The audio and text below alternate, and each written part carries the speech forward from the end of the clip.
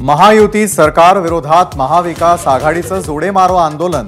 मालवणमधला शिवरायांचा पुतळा कोसळल्यावरून महाविकास आघाडीचे नेते आक्रमक।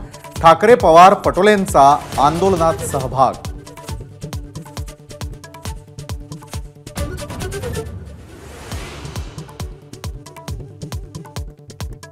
शिवद्रोही महायुतीला गेट आउट करा, उद्धव ठाकरेंचा घणाघात।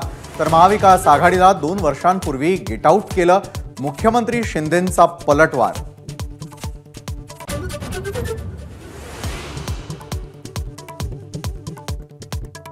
मध्य प्रदेशात शिवरायांचा पुतळा पाडला। कर्नाटकात पुतळा हटवला तेव्हा उद्धव ठाकरे का गप्प बसले?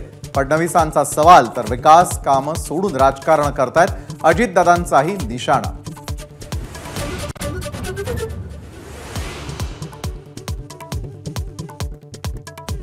पुतळा कोसळल्यानंतर दंगली घडायला पाहिजे होत्या। ठाकरेंच्या शिवसेनेचे नेते चंद्रकांत खैरेंचं चिथावणीखोर वक्तव्य। महायुतीची जोरदार टीका।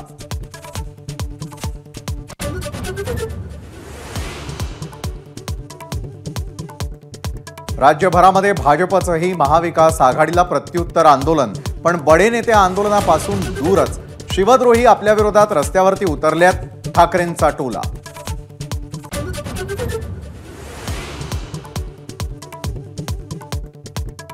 तानाजी सावंत गणेश हाकेंवरून अजित पवारांची शिंदे आणि फडणवीसांकडे नाराजी।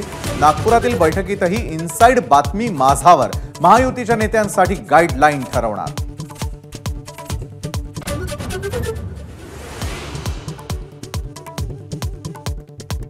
रामराजे नाईक निंबाळकरांचे अजितदादांची साथ सोडण्याचे संकेत।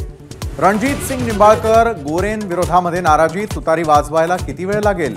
निंबाळकरांचा इशारा।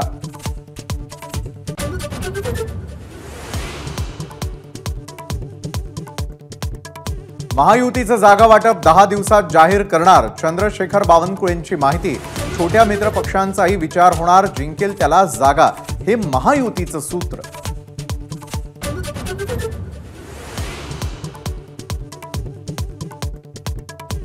मालवणमधील रॉक गार्डन ते राजकोट किल्ल्यापर्यंत मनोज जरांगेंची रॅली। जरांगेंनी किल्ल्याची केली पाहणी।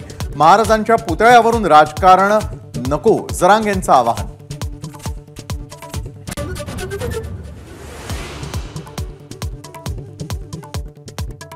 हिंगोली जिल्ह्यामध्ये पूर परिस्थिती। कयाधू नदीला पूर। बाजारपेठेसह नागरिकांच्या घरात शिरलं पाणी। जनजीवन विस्कळीत।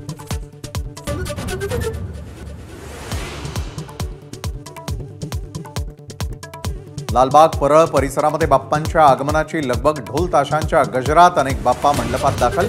पूजेचं साहित्य मखर खरेदीसाठी बाजारपेठा फुलल्या।